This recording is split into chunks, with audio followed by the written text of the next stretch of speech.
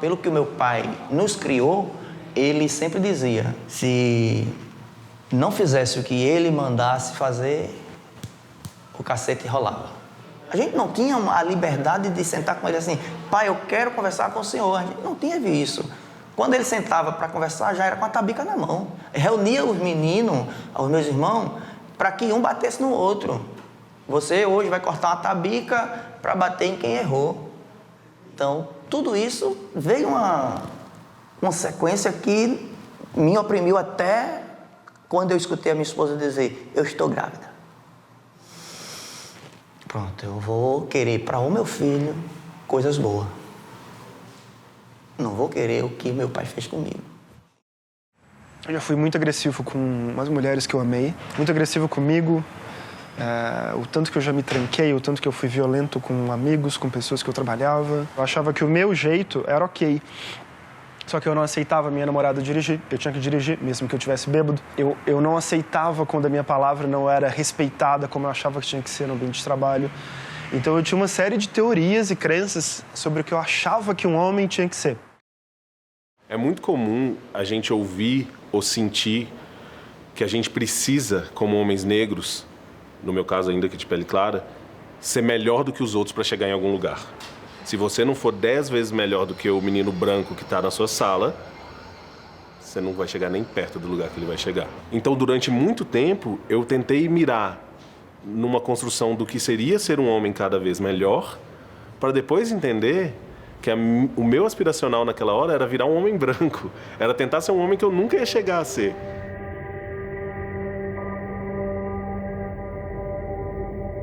Para ser macho tem que ser viril, tem que ser competidor. O homem mesmo tem que estar na roça, tem que cuidar do gado, tem que ir pro arado.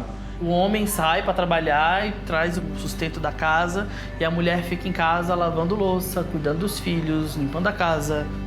Deus mandou assim. Deus disse que homem é isso, mulher é isso, que família é isso. Ou você está fazendo a vontade de Deus ou você está no pecado.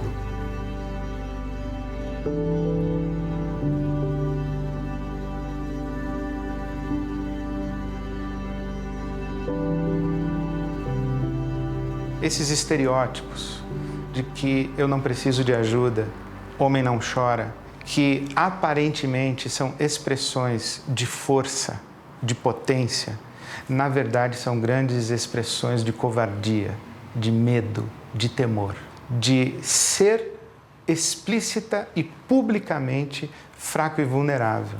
Quebrar o silêncio a respeito de sua própria fraqueza e vulnerabilidade é uma forma de humanizar-se. Os homens, eles desde pequeno, eles têm que forjar uma identidade masculina, que é essa imagem onde é baseada na força, na não sensibilidade. É como se a parte emocional, a parte afetiva não pudesse vir à tona, né? E isso cria uma camisa de força dentro do universo masculino, né? Como se os homens crescessem muitas vezes com suas emoções todas trancafiadas. Isso para mim explica muito por que os homens têm que competir o tempo inteiro ou botar a sua vida em risco o tempo todo pela honra, ou entendeu? Para provar que é homem, para não levar um desaforo para casa, né? Então, assim, os códigos que nós estamos passando e vivendo na sociedade, elas são extremamente ameaçadores para os homens, porque os homens, eles se matam e eles matam aos outros. Eu acho que ser capaz de identificar poucos sentimentos, não ser capaz de nomear o que se sente, é um dos motivos que levam vários homens a usar a violência como linguagem. Essa linguagem vai perpassar a relação com ele, mas com outros homens, com mulheres, com filhos. Talvez não seja a coisa mais urgente, mas talvez seja a coisa que mais atinja várias das coisas urgentes que a gente precisa endereçar. O que os homens estão escondendo por trás de tantos silêncios? Para discutir masculinidades é essencial abrirmos essa caixa. 83% das mortes por homicídios e acidentes no Brasil têm homens como vítimas. Eles vivem 7 anos a menos que as mulheres e se suicidam quase 4 vezes mais. 17% deles lida com algum nível de dependência alcoólica. Quando sofrem um abuso sexual, demoram em média 20 anos até contarem isso para alguém. Cerca de 30% enfrentam hoje ejaculação precoce ou disfunção erétil. Homens são 95% da população prisional no Brasil, sendo que a maior parte dos encarcerados são jovens, periféricos e com ausência de figura paterna. Negros e LGBT sentem muito mais boa parte disso. Mesmo diante desse cenário, apenas 3 em cada 10 homens possuem o hábito de conversar sobre seus maiores medos e dúvidas com seus amigos. Os homens sofrem, mas sofrem calados e sozinhos. A abertura emocional tem a ver com você dizer: cara, eu tô com medo de não ser competente no meu trabalho. Eu tô com medo de perder a minha parceira. Ou meu pai tá muito doente e eu não sei como reagir em relação a ele, eu não sei o que falar. E eu tenho um monte de coisas engasgadas aqui que eu não consigo dizer. Isso é abertura emocional. E eu não preciso fazer isso chorando ou dizendo que eu sou um coitado. Quando você escolher falar do que tem dentro, você não vai ser menos homem por isso. Quando um amigo escolher fazer isso, o seu pai, o seu filho, o seu irmão, não faz pouco disso. Pergunta por que ele está falando isso, o que ele sente. Acho que um problema que pode surgir quando a gente fala do silêncio dos homens é pensar, bom, os homens estão o tempo todo falando, se impondo, interrompendo as mulheres em tudo que elas estão falando, eles estão em lugares de poder, como assim os homens estão em silêncio? O que eu mais ouço é a voz de homem falando. É que tem uma diferença entre falar e se revelar de fato. Então, quando um homem fala verbalmente, ele está ocultando muitas camadas de profundidade emocional que ele tem. Ele fala para sustentar uma imagem. A escola tem um papel muito grande neste contexto de o que eu coloco para reforçar ou questionar o que é esta masculinidade. Um exemplo que eu gosto de dar, até por ter sido professora de creche, é que a gente aceita os meninos sujos, com o nariz escorrendo, com uma troca de fralda demorada, o que com as meninas a gente tem uma tolerância menor. Mas com os meninos a gente vai deixando. E com os bebês e meninos negros, a gente deixa eles ainda para o final da fila. Eles são os últimos a serem cuidados. E quando essas expressões partem dos meninos, quando os meninos, por exemplo, têm essa iniciativa de abraçar, a gente ensina rapidamente eles a dar a mão, bate no ombro. Não à toa aos meninos é esperado que eles sejam ativos, dominadores, controladores, em detrimento de uma vida interior cada vez mais sob controle e diminuída. O sentido de ser, de nós estarmos no coletivo, é que o coletivo nos humaniza. Então, eu aprendo a ser um ser humano. Eu posso aprender a ser um ser humano mais afetivo ou menos afetivo mediante as experiências que eu vivencio. Desde a primeira infância, os meninos crescem praticamente sem ver homens exercendo cuidado. Só 2% dos educadores nessa fase são homens. Assim, é natural acharem que isso não é para eles e que não aprendam a cuidar de si, dos outros e nem do ambiente ao redor. O desempenho escolar dos meninos vem caindo em vários dos países desenvolvidos e também no Brasil. Eles estão desistindo mais dos estudos, entrando menos na faculdade e conquistando menos diplomas. Eles parecem estar cada vez mais sozinhos e confusos. 1 em cada 4 homens de até 17 anos afirma se sentir solitário sempre. E 37% deles nunca conversou com ninguém sobre o que significa ser homem. Será que estamos oferecendo aos meninos referenciais saudáveis para compreender e expressar sua masculinidade?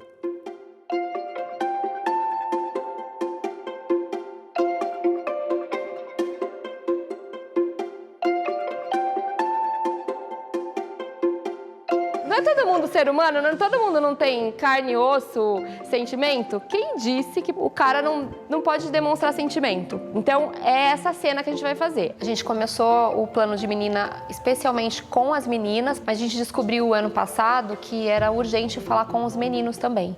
E as meninas trouxeram essa demanda pra gente. Os meninos começaram a ficar muito mais violentos na escola, por conta das meninas estarem mais informadas, identificarem o racismo, o machismo, o assédio. Antes era porque a gente não tinha informação, que a gente sofria. Agora a gente também está sofrendo porque a gente tem informação e está sendo mais pesado. Meu Deus, que decepção. Um filho que prefere vôlei do que futebol. Cadê aquela camiseta do São Paulo que eu te dei? Eu não gosto de futebol, não torço pra nenhum time. Nenhum time mesmo? Nenhum. Que decepção. Vá já pro seu quarto. Bom, a gente insistiu tanto para que os meninos tivessem também uma roda de conversa para justamente ser algo que a gente crescesse juntos. Para que tanto as meninas, tanto os meninos pudessem entender que não é uma guerra. A gente precisa crescer junto como sociedade, como grupo mesmo. E eu vejo hoje, principalmente com Planos de Menino, que ser homem é muito além de, tipo, gostar de mulheres ou ter um órgão masculino, etc. É muito além disso. Eu lembro que nossa primeira oficina tinha um menino que hoje é um dos nossos principais multiplicadores na escola. Com as oficinas, ele vinha para acompanhar os amigos e ficar tirando sarro, né? E esse menino, quando eu olhei, ele estava chorando, ele estava super emocionado. Ele foi o menino que mais se emocionou na roda e o tempo todo ele falava que ele tinha que ser o espelho do pai, né? E o pai era um homem super abusivo, batia na mãe e no meio da oficina ele descobriu que ele não queria ser. Que ele não queria ser aquela pessoa. A gente tem esse feedback da diretoria, das próprias meninas, que os meninos mudaram bastante em relação comportamental. Aquele assédio, aquela brincadeira boba, eles pararam com isso, começaram a respeitar mais, começaram a defendê-las. Então, eles têm sido esses agentes de transformação, viraram nossos aliados, né? Então, a gente começou uma conscientização ano passado com os meninos e começou a promover as rodas de conversa, falar também sobre sexualidade. Os meninos têm uma questão muito forte em relação à objetificação da mulher, que está muito ligada à pornografia na internet também, né? Então, essa geração ela tem um acesso muito fácil a corpos, a sexo e tudo isso interfere também na visão que tem do outro, né? O consumo de pornografia atualmente nos meninos começa na fase de 8 a 9 anos de idade, quer dizer, uma coisa muito precoce, né? Então esses meninos vão para as relações com uma ideia muito distorcida do que é uma possibilidade de troca, né, entre duas pessoas, pelo menos, e também eles vão muito com essa necessidade da performance, né, da penetração e de performar, e acaba que não dá muito certo na prática. Sem falar no grande problema que é o vício em consumo de pornografia, né? Tentaram recentemente fazer uma pesquisa com jovens que não consumiam pornografia e jovens que consumiam pornografia. Não conseguiram realizar a pesquisa porque não encontraram esse grupo de jovens que não consome pornografia.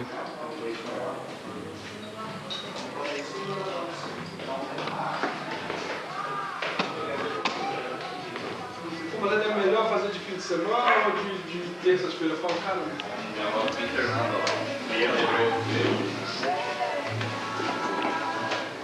hoje a gente vai entrar um pouco em anatomia avançada, a ideia de hoje. Falar um pouco também de ritual a dois, de práticas para casal, né? E alto também um pouco de rituais individuais. O curso que eu dou tem o nome de Tudo que Seu Pai Não Te Ensinou, Sexo e Sexualidade, porque eu fiz uma pesquisa com homens e eu vi que, de fato, os homens não têm essa figura, ou muito poucos têm uma figura de um homem mais maduro, um homem mais velho, com um emocional mais maduro, para que possa ter uma conversa. Quando eu penso na figura do meu pai, eu tenho dificuldade de lembrar momentos em que se conversava sobre sexo, assim.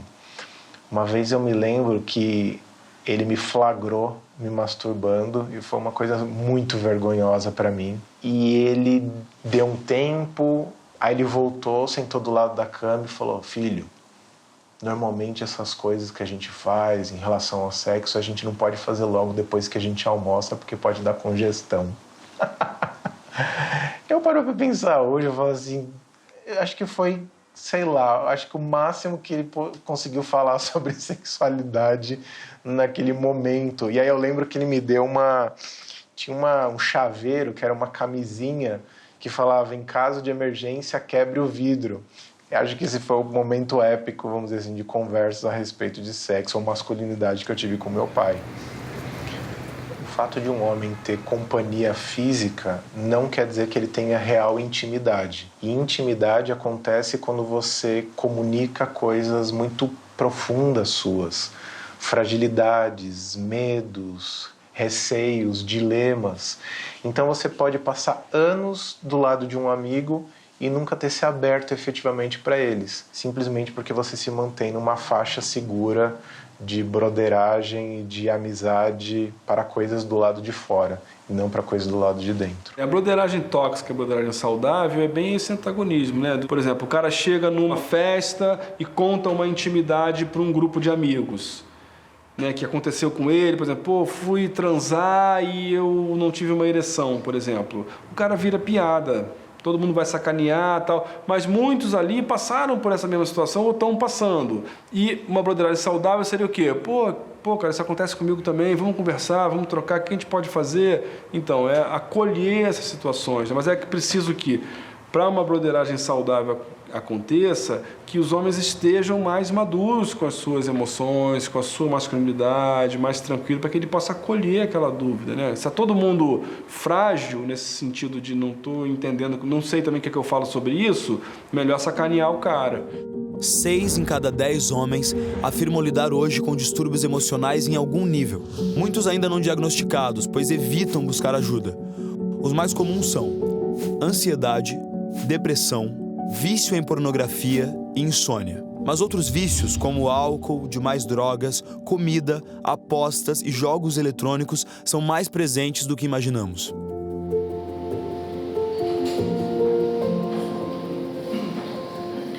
Então, acho que a primeira pergunta que eu queria jogar aqui na roda é: existe ou não existe um movimento de transformação dos homens acontecendo hoje? Nos últimos 3, 4, 5 anos para cá, né? Talvez uma roda como essa não seria possível. Então, sim, está acontecendo. Ainda não é perfeito, ainda não resolveu os problemas, mas se a gente pensar que as mulheres estão organizadas há pelo menos 100 anos e também não resolveram os problemas, então a gente sabe que isso é uma coisa, né, a vir, mas existe. Para responder essa e outras perguntas, realizamos uma pesquisa nacional que escutou mais de 40 mil homens e mulheres de todas as idades, raças, classes e regiões. Além disso, mapeamos dezenas de iniciativas trabalhando com os homens e as masculinidades, de norte a sul do Brasil. E fomos pessoalmente conhecer algumas delas.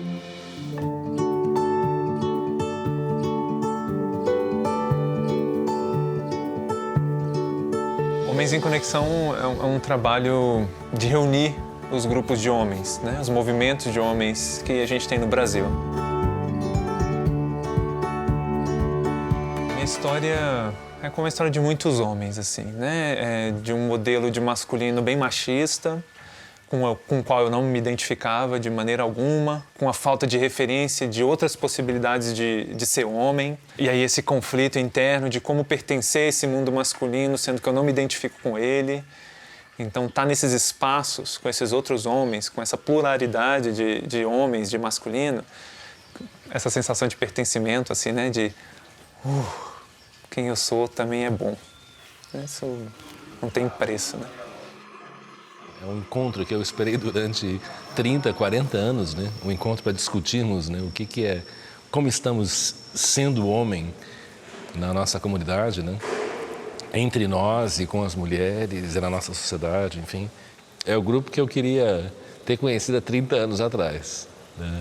Fico imaginando o que vão ser os próximos 30 anos dessa garotada, né? Então, para mim, esse encontro e esse trabalho com os homens é algo que é quase que eu não tenho nem escolha de não fazer. Ele acontece, ele me chama, ele me nutre nesse nível, que eu não consigo explicar, mas que é muito nítido toda vez que eu participo.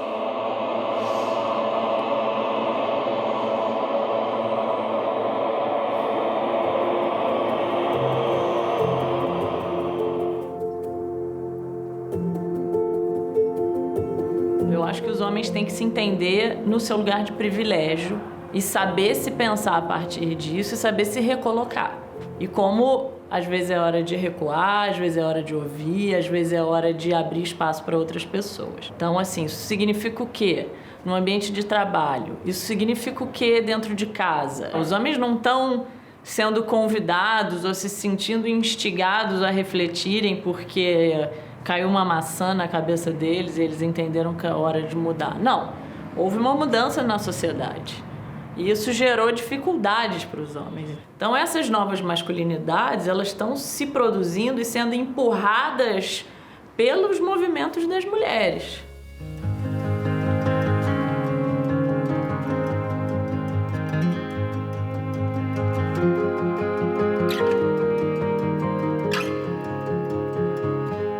Esqueçam papel, circulem à vontade pela sala, contemplando o outro com o olhar. Precisa pegar em ninguém, nem agarrar ninguém agora, tá? Contempla o outro com o olhar, circulem livremente. Olha, a dinâmica mais forte que eu tenho trabalhado na dimensão nas aulas é a dinâmica do beijo. Eu faço um momento de caminhar na sala e depois eu fecho um círculo, dou o seguinte comando: eu vou fazer um gesto e eu quero que esse gesto ele circule e ele volte para mim. Voltando à roda normal, o círculo, vamos tentar ficar próximo um do outro, tá? Como a gente tá aqui. Eu vou fazer um gesto agora, esse gesto ele vai circular no grupo e ele vai voltar para mim, tá? Quando chega nas meninas, é tranquilo. Mas quando chega na parte que tem lá um grupo de homens junto, aí começa a resistência. Alguns colocam a mão no rosto para dar o cheiro na mão, outro dá o cheiro na cabeça, outro não consegue dar o cheiro. Em uma dessas turmas passadas, no meio da dinâmica, um rapaz começou a chorar. Aí ele foi tomar água e depois que a gente terminou a dinâmica, ele voltou para a reflexão da dinâmica. E eu perguntei para ele o porquê que durante a dinâmica ele tinha se emocionado tanto e ele olhou para a roda, olhou para mim e disse: professor, eu nunca tive coragem de dar um abraço e um cheiro no meu pai. Porque lá em casa, sempre quem foi ensinado a abraçar e beijar era minha irmã com manhinha. E com meu pai eu não podia fazer isso. Trabalhar essa equidade aqui dentro do curso e dentro do CERTA é a gente possibilitar esse espaço para que esses atores eles percebam algumas dimensões que lá fora muitas vezes eles não conseguem perceber ou não têm a oportunidade de perceber. Boa noite, pessoal. Boa noite. É uma alegria ter vocês aqui para a gente poder conversar sobre assuntos relativos ao universo masculino, sobre o que a gente tem vivido, sobre o que a gente passa, sobre o que a gente já passou e muito provavelmente sobre coisas que talvez a gente não tenha falado com ninguém ou não tenha falado claramente ainda com outras pessoas. A roda de ontem foi excelente, gostei muito e espero que a gente dê continuidade a essa dinâmica, a esse conhecimento que primeiramente a gente se descobre, né? Aquilo que está, digamos assim, oculto dentro de nós, que possa se expandir, se esclarecer. Aquela roda de ontem foi isso, foi sair da escuridão. A própria história ela se concebeu um pouco como se o homem do campo ele fosse um ser intocável, que ele tem que ser aquele exemplo de homem forte, né? Que é o homem do pesado, que é o homem que não chora. Mas quando a gente vivencia essa metodologia aqui de formação, a gente começa a compreender um outro contexto. O próprio homem, ele começa a se perceber com um outro olhar.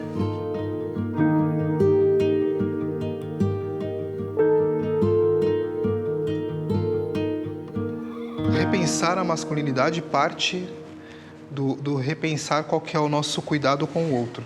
Eu dei um exemplo num grupo de pais pretos um tempo atrás, que os caras estavam falando, reclamando das companheiras, e aí eu fiz uma pergunta, lancei uma pergunta, eu falei, escuta, você sabe, sua filha tem 5 anos, 5 anos, você sabe quantas calcinhas da sua filha tem na gaveta dela?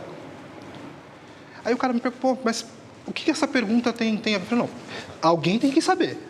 E aí, quando eu faço esses questionamentos, eu faço também para mim.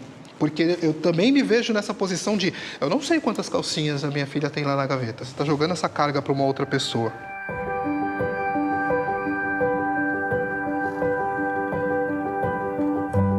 E aí uma pergunta que eu trago. Por que ninguém se prepara para a paternidade? porque parece que vai vir uma luz divina quando criança nasce e vai iluminar o nosso ser e a gente, né? A partir daquele momento você é um pai. Né? Só que o amor não é construído de uma hora para outra. Uma relação não é construída de uma hora para outra.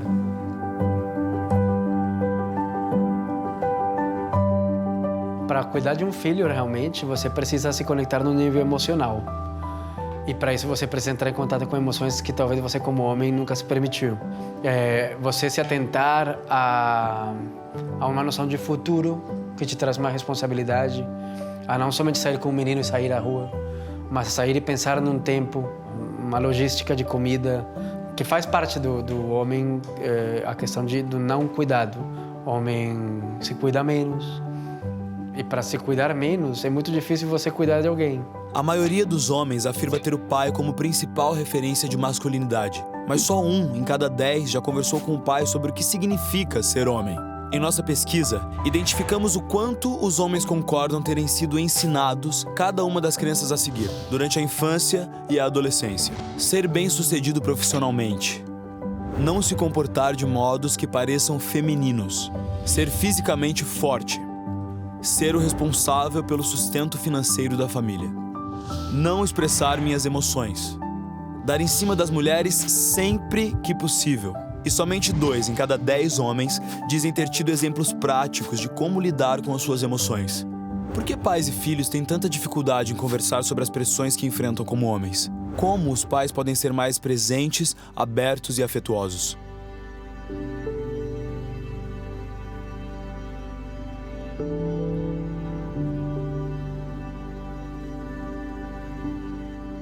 Curso de gestação e parto para homens. Esse nome às vezes até gera um estranhamento, né? Como assim gestação e parto para homens, né? O homem não pare. Mas é para gerar já esse primeiro questionamento. Como assim? Eu trago aí conhecimentos sobre a fisiologia dessa mulher, as transformações, muito o que acontece realmente sobre a mulher, né? Com a mulher durante a gestação. Fazer com que esse homem se prepare para o parto.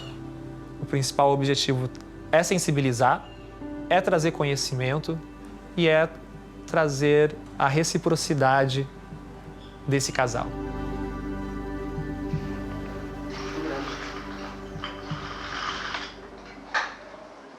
Eu acho que os pilares da paternidade mudaram muito. Antigamente a gente tinha uns pilares que se baseavam em 3 P's, se eu puder falar assim. Você falou pilar, igual... Pilar, é verdade. Pilar, tipo... Porque é isso, né? Olha, isso é um pilar. Então, é onde está em cima uma coisa, né? Então, antigamente tinha 3 pilares. O pilar da proteção, da procriação e da provisão. Então, a transformação numa paternidade ativa é deixar para trás um pouco a questão da simples proteção e passar para o cuidado. Então, já não é um pai que entra e resolve. Agora, a gente tem um pai que cuida. Então, é um pai que já não está esporadicamente, mas está presente. Já não tem uma atitude passiva, tem uma atitude ativa. Vou colocar eu no seu lado para ver. Não, a semelhança. Antes de qualquer coisa, se refletir. O que é ser homem? Quais são as minhas referências paternas? E pensar o que eu quero replicar. É estudar mesmo, é se dedicar. Porque sem conhecimento, a gente não vai conseguir ser empático. E aí quer bater foto, né, beijando a barriga, para os outros falarem que é paizão, mas o cara não tá nem aí, né? De se necessário se impor. Não tô achando graça do que você tá falando, brother. Né? É pau mandado. O que você quer dizer com isso? Porque realmente eu tô indo lá cuidar da minha esposa, do meu filho, eu sou pau mandado? Né? O que você faria? Então é questionar também. Né? E isso precisa ter coragem.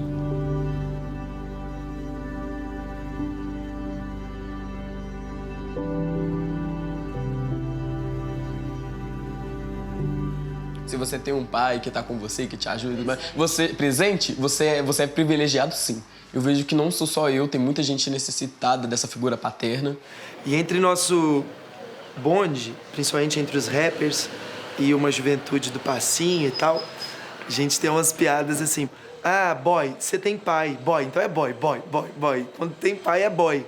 Tem um dos meninos que ele é muito engraçado, é um menino gay, o Dudu. ele sempre faz uma piada quando ele precisa de alguma coisa. Quando ele precisa de celular, ele pega meu Instagram e fala, galera, meu celular é igual ao meu pai.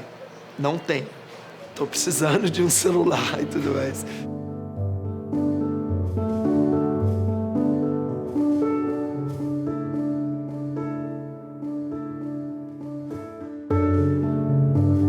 Eu acho que a gente começa a ter alternativas de mostrar para a criançada o que é ser um homem legal, incentivando homens legais a protagonizarem.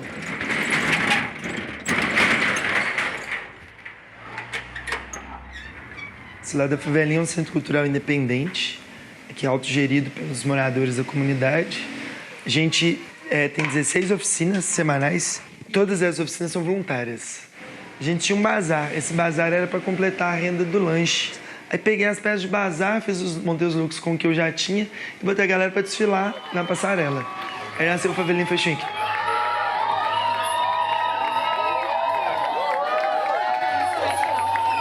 Eu percebi que era quase que óbvio isso que ia acontecer, do jovem, né, estudar numa escola pública e tal.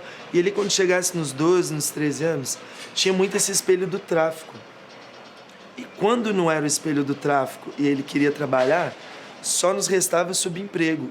E eu comecei a pensar nisso, de, poxa, até quando a gente só vai ter que ser diarista, faxineira, motorista? Se você quiser ser o pedreiro, hoje em dia, com a minha visão, você vai ser o melhor pedreiro, sabe? Nós vamos fazer de tudo pra você ser o melhor pedreiro, mas que seja seu sonho, sabe? Não que você tá ali porque sobrou, porque na verdade você queria ser astronauta, sabe? Se você quiser ser astronauta, vamos ser astronauta.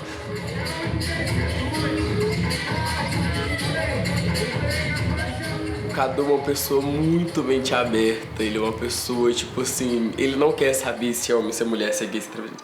Ele abraça e cumprimenta e brinca com todo mundo como se todo mundo fosse o que todo mundo deveria fazer, como se fosse todo mundo igual. Isso é muito interessante, eu comecei a aprender muito sobre a diversidade e a respeitar opiniões, aceitar jeitos através disso, com essa convivência. Então não existe essa questão de padrão, de certo e errado. Venha pra favelinha, venha pro cafezal, venha conhecer o nosso centro cultural. Aqui na favelinha a gente tem uma rede de apoio muito forte. Então eu pego muito para esse lado de além de ser só o brother, nós é amigão aqui e tal, e na hora que você tá sofrendo, tipo, sem tempo, irmão, não. A gente tem que ter tempo para esse lado. Então, todo esse convívio faz com que a gente crie essa rede de apoio e por onde a gente passa é o reflexo dessa rede, é o reflexo de tipo, te amo, sou seu brother e não vamos só até a página 2. Vamos escrever a história inteira, sabe? Vamos ler junto, vamos desenhar junto, vamos diagramar junto. E juntas.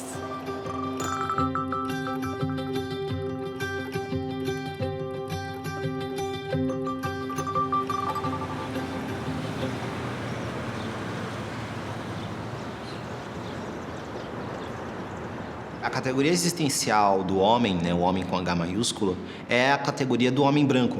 Esse é o homem.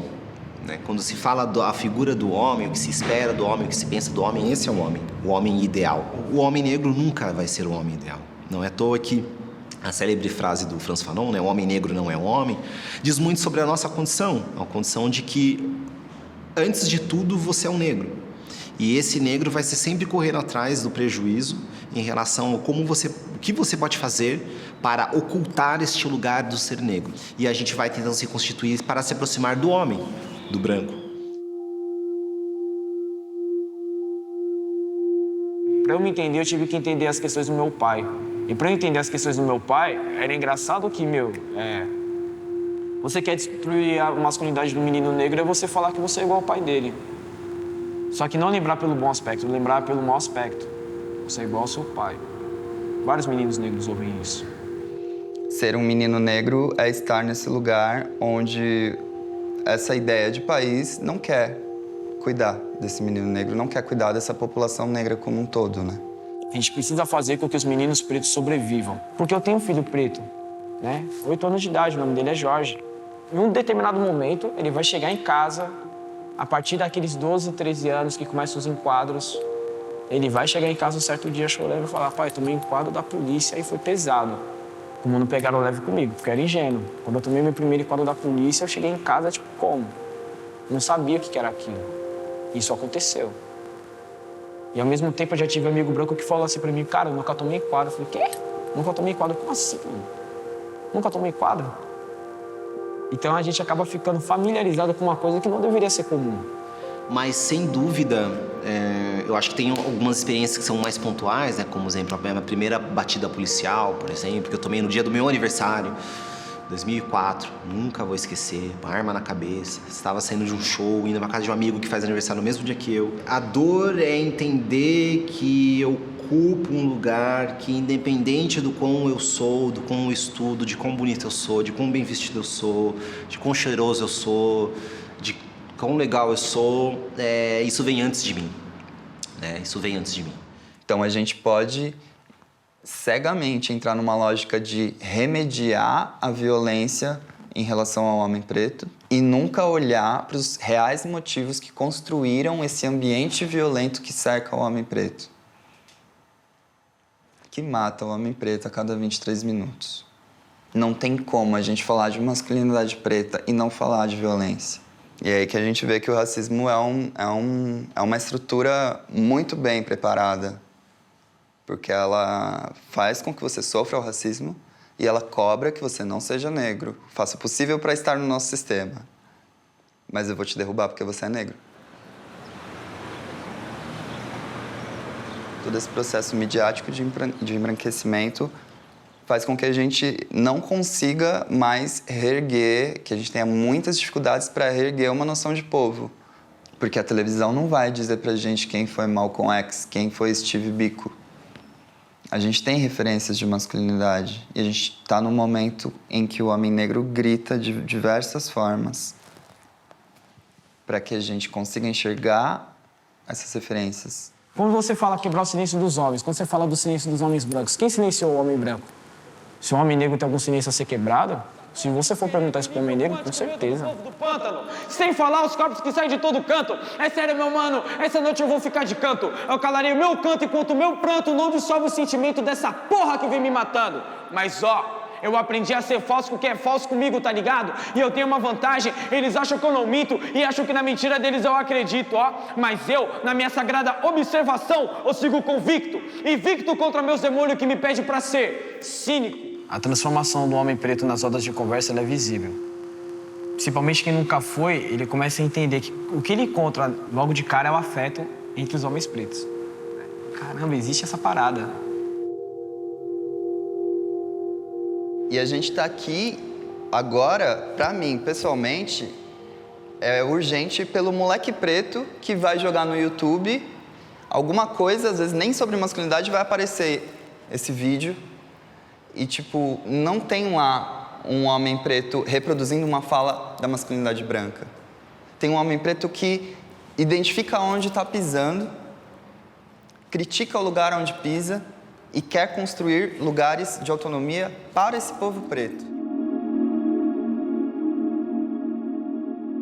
Acho que viver com medo é quase que um padrão para qualquer pessoa que faça parte de qualquer minoria. Seja mulher que não sai na rua sem medo de ser assediada, seja gay que sofre medo de sofrer uma violência, seja um negro que sai na rua e alguém acha que é um assaltante. As pessoas trans morrem não é por causa de outras pessoas trans. As pessoas trans morrem porque essa norma do ser homem, do ser mulher é que mata a gente. É essa raiva, esse ódio que mata as pessoas trans, que violenta os gays, que violenta as lésbicas, que violenta as mulheres. É isso tudo que violenta a sociedade. Quando eu me coloco como um homem dentro da sociedade, a sociedade me cobra uma postura de homem. Me é cobrado, você não pode chorar. E aí é uma coisa muito recorrente entre homens trans, que quando começam a assumir os papéis masculinos dentro da sociedade, eles falam, uma coisa que eu notei que eu parei de fazer quando eu cheguei nessa masculinidade, foi, eu parei de chorar. Eu me vejo obrigado a seguir um padrão para ser aceito como homem. Eu acho que todo homem, independente de ser hétero, ser gay, ser bi, o primeiro xingamento que eu ouvi na escola, ainda criança, é bicha. Você nem sabe o que é bicha, mas você aprende que aquilo é ruim. Quando você se descobre bicha, você vê que você é gay, você quer esconder aquilo, você quer negar aquilo pra você mesmo, porque você aprende que é errado. E você aprende numa fase onde todos os seus valores estão sendo formados, né? Isso é péssimo, porque você tem que desaprender muito do que já estava formado ali para você se aceitar, para você sair do armário, para você depois contar para as pessoas e ensinar algumas que aquilo não é errado. Então é um esforço muito grande.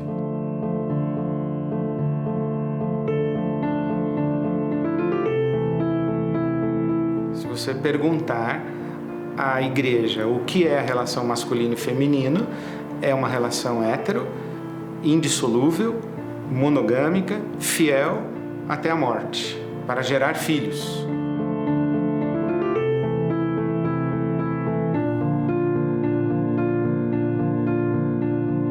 Só que nós vivemos num tempo em que todas estas multiformes expressões de identidade pessoal e de identidades de relação estão hoje dentro da igreja. Querendo ou não, está lá. E a igreja vai precisar aprender a lidar com isso. Talvez muita gente enxergue a desconstrução desses valores como se a gente estivesse destruindo a sociedade. Muita gente que diz que quem está questionando esses valores quer destruir a família, que quer destruir o tradicionalismo. Não. Tem algumas pessoas que não correspondem a isso e também têm o direito de existir. A igreja precisa entender a novidade do evangelho. E é um dos meus lamentos, essa igreja violenta, excludente. É que ela não entendeu a graça de Deus. Ela ainda está na lei de Deus. Ela quer controlar o mundo pela legislação. O melhor exemplo para isso é quando uma mulher pega ou flagrada em adultério é trazida para Jesus. E as pessoas, os religiosos da época dizem, a lei manda apedrejar uma mulher que adulterou. Jesus diz, apedreje. Está na lei? Deu um impasse e Jesus completou, quem não tem pecado atire a primeira pedra. O que Jesus está ensinando? Não se constrói sociedade com lei. A gente constrói sociedade com graça e amor e perdão.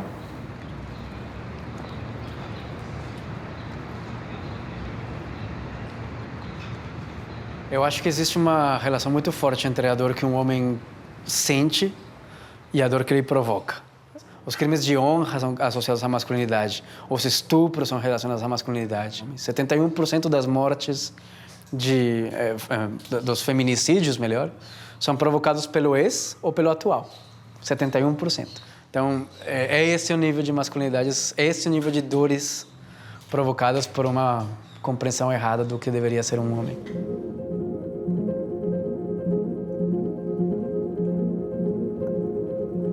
Todo o silêncio que você vai guardando dentro de você vai formando um turbilhão de emoção e chega uma hora que você explode, né? E talvez essa explosão não seja tão positiva. E com 28 anos, eu engravidei uma mulher e eu estava em abstinência, a gente iniciou uma discussão, eu já tinha casado, estava casado. E daí, no meio dessa discussão, eu acabei agredindo ela fisicamente. Mas assim, antes dessa agressão física, a agressão psicológica era diária, né? Acho que toda mulher tem uma história de violência para contar. Toda mulher tem várias histórias de violência para contar.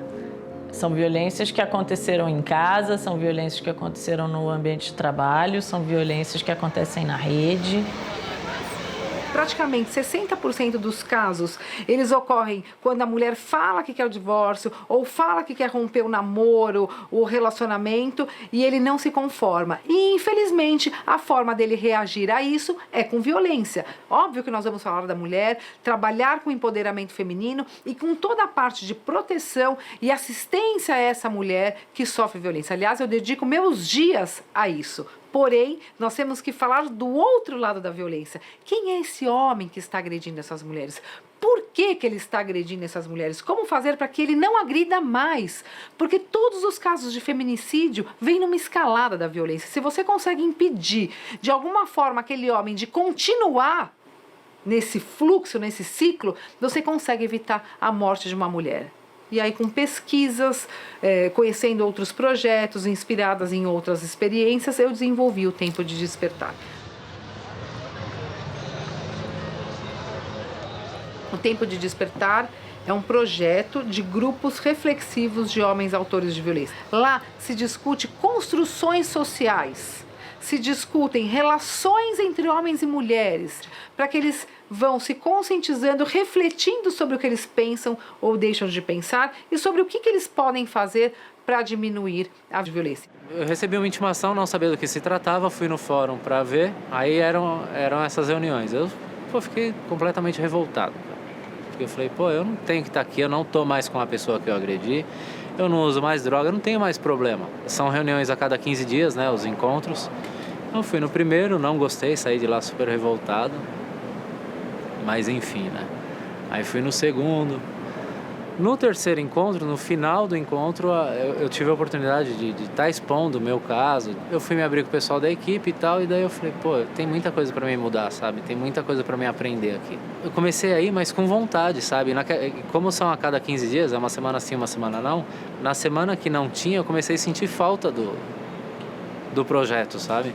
Quando finalizou em dezembro, em janeiro eu tava procurando eles porque eu queria mais, sabe?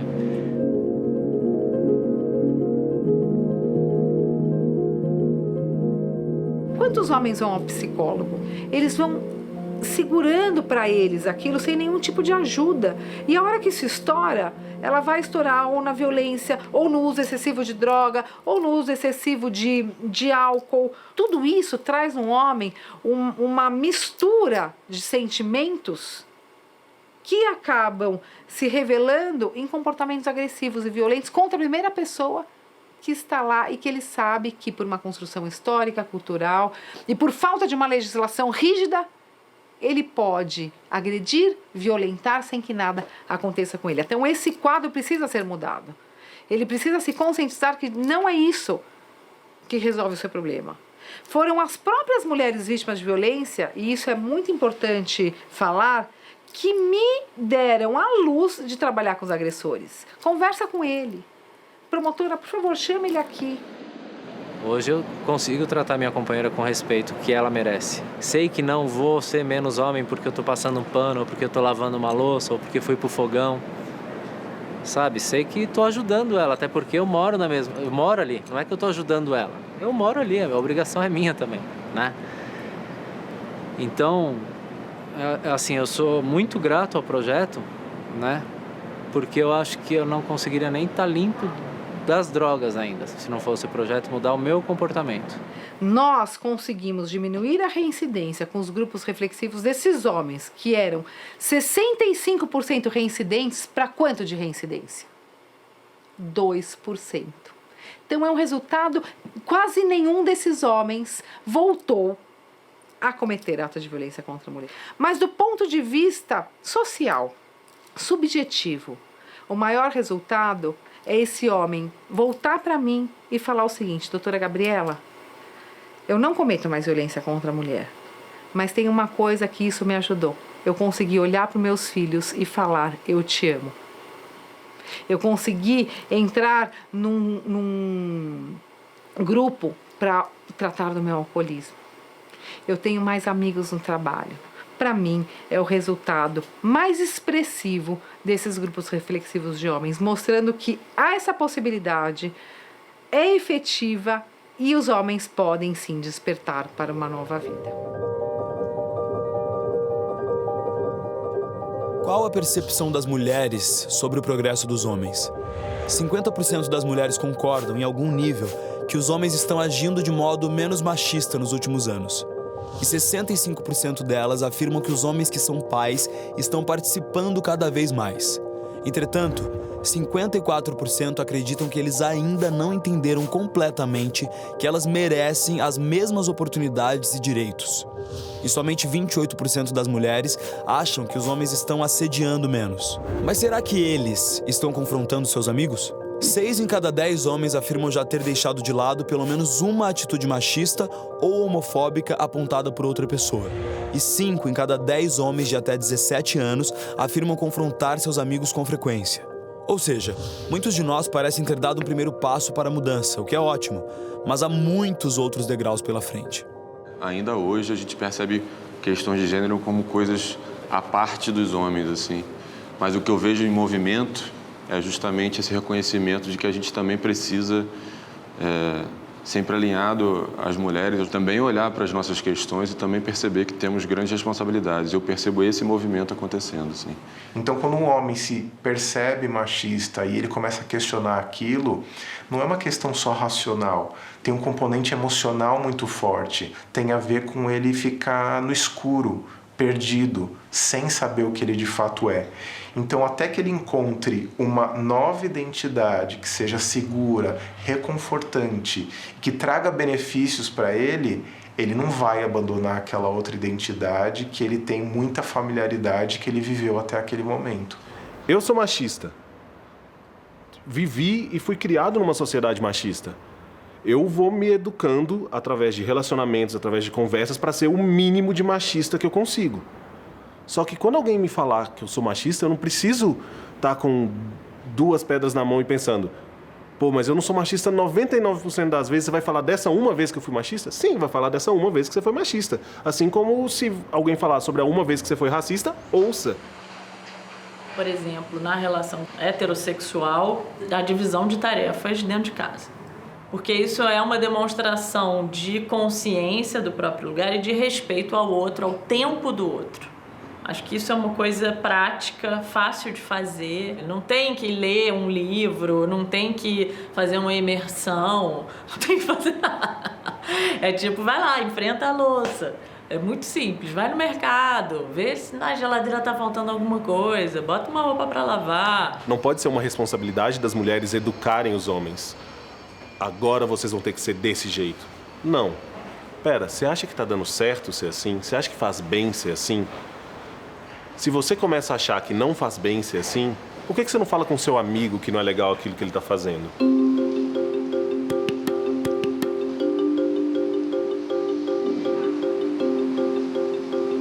Eu acho extremamente importante os homens conversarem entre si por uma razão muito óbvia. Nós não aprendemos a conversar. Falar com outro homem pode ser o início dele se soltar e poder falar com o mundo, interagir melhor com o mundo de uma outra forma. É pelo desconforto, né, e o acolhimento desse desconforto é que pode se gerar essa transformação. Como fazer isso? Estar sujeito, estar disponível a esse desconforto. Muitas vezes diz que se quer transformar, diz que quer fazer parte desses grupos, mas nunca passa da página 1, que é o se ver, o se reconhecer, se responsabilizar em relação às coisas que você faz, você pensa, você decide. Então, acho que para criar um grupo desse, as pessoas têm que estar dispostas a lidar com o desconforto. E, claro, com a possibilidade de escutar. Então, a gente tem um papel fundamental nesse debate, já que somos nós os protagonistas da violência, somos nós que nos matamos mais, somos nós que violentamos de uma maneira geral muito mais do que qualquer outra pessoa. Olha, eu acho que os grupos de homens se reunindo atualmente é necessário, assim, principalmente por ser esse espaço de broderagem saudável. Quando junta mais de 2 e não está ali para fazer bullying um com o outro. Eles estão ali para mostrar vulnerabilidade. Então, aí cria um campo, um espaço incrível. Então, assim, é preciso que tenham mais grupos se encontrando, mais espaço. Eu recebo comunicado de homens de outras cidades, falo, pô, como é que eu posso fazer para conversar? Eu não tenho com quem conversar. Então, criar um grupo de homens é uma coisa muito simples. Passa por ter o incômodo e a disposição.